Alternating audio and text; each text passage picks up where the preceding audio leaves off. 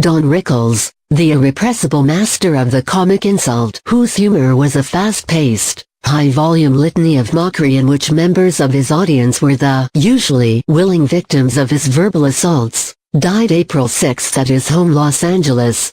He was 90. The cause was kidney failure, said his publicist, Paul Shafran. When Mr. Rickles developed his stand-up act in the 1950s, his humor was considered shocking, with a raw, abrasive, deeply personal edge. If he wasn't the first insult comic, he was by far the most successful and most widely imitated, becoming a fixture on television and in nightclubs for decades.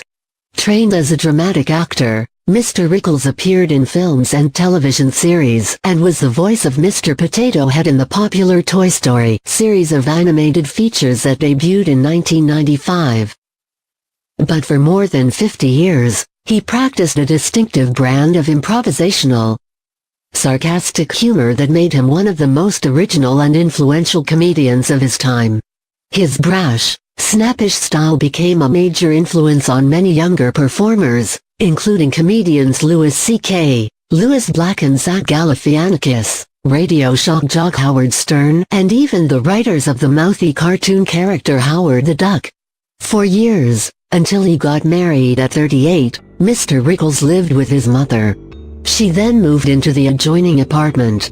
Survivors include his wife of 52 years, the former Barbara Sklar, of Los Angeles, a daughter, Mindy Mann, and 2 grandchildren.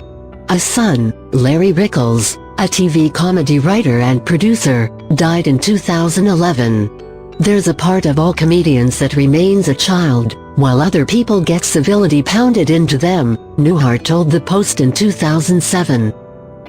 But somehow comedians don't. This is particularly evident in Don. Whatever he sees, he says. And it's what we all think, but we're too civilized to say.